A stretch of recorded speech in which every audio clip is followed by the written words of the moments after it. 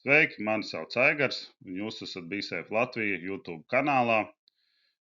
Šis ir kanāls par darba aizsardzību ikvienam, kā arī ik viens var piedalīties tā pilnveidošanā, uzlabošanā, atliek uzrakstīt e-pastu vai kā citādāk sakontaktēties, un tā tad rezultēties tas var ar kādu video materiālu, kas būs interesants ne tikai konkrētam cilvēkam, bet visiem pārējiem.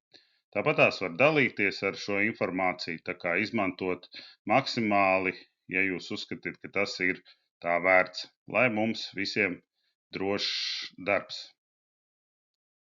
Tad informācija par BeSafe klientiem infolapu, par cepurēm, aizsargcepurēm un ķiverēm. Tātad lapas, kas tiek taisītas cilvēkiem pieejamās vietās, lai viņi tā kā varētu maksimāli daudz izlasīt informāciju un dabūt atgriezenisko saiti par to, kas tad viņiem ir iedots, un viņi varētu iesaistīties tajā, vai ir iedots pareizs vai nav pareizs.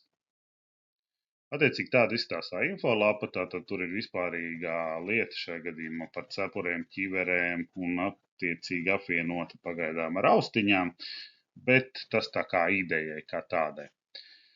Liekam redzamā vietā A3 vai A4 formātā, tā, lai cilvēki, protams, var izlasīt un būt šī atgriezeniskā saite, lai ar speciālistu vai kādu var pieiet, izlasīt, cilvēkiem būtu saprotams, kas ir kas, viņš varētu paņemt savu cepuri, ķiveri, pieiet, izlasīt, saprast, kas tur ir nokodēts un, ja vajag, arī prasīt, kāpēc ir tā un ko vajag labāk vai ko vajag sliktāk. Attiecīgi, protams, ir cepures, aizsargcepures un ķiveres paraugs, ja, tad katram tur ir arī savi standarti, viņus var arī palasīt.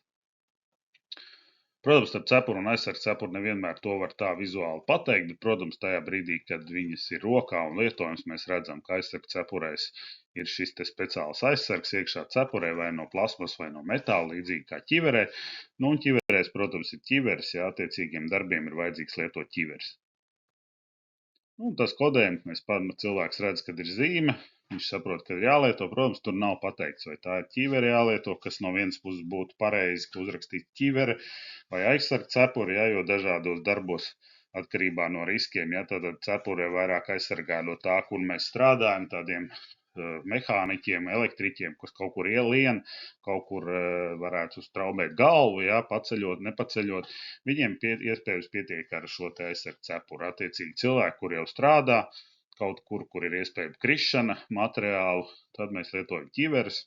Ideāli pirkt tādas ķiveres uzreiz ar šo te siksniņu, ja, lai ķiveres nekrīt lejā, it sevišķi būvniecībā.